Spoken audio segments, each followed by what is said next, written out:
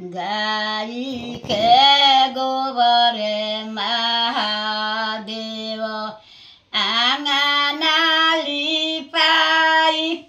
गजमतिया हो महादेव चौका पुराई सुनिए शिव शिव के दोहाई सुनिए शिव शिव के दोहाई चंदन हो छे पिराई बनाई ताही पिराई बैठेले महादेव गईले आलासाई सुनिए शिव शिव के दोहाई गलहुटुका चालाई गौरा दे लिहाली जगाई बहियाला फाई गौरा दे लिहाली माने शिव शिव के दोहाई काहे लागिया हो गौरा दे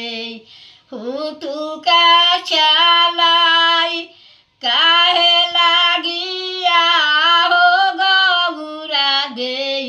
लिहालु मानाई सुनाए शिव शिव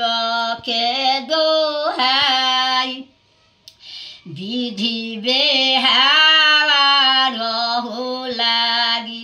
हुटुका चालाई दान दहे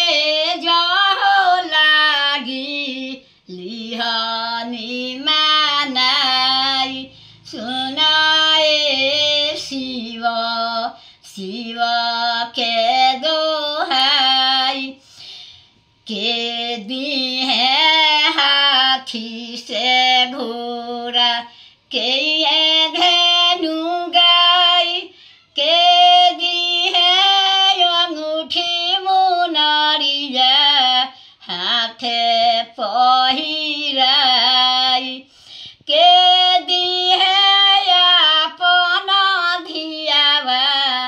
अंगुरी धाराई सुनाए शिव शिव के दोहाई बाबा दिहे हाथी से घोड़ा भैया धेनु गाई भाभी दिहे अंगूठी मुनरिया हाथे पहिराई सुनाए शिव शिव के दो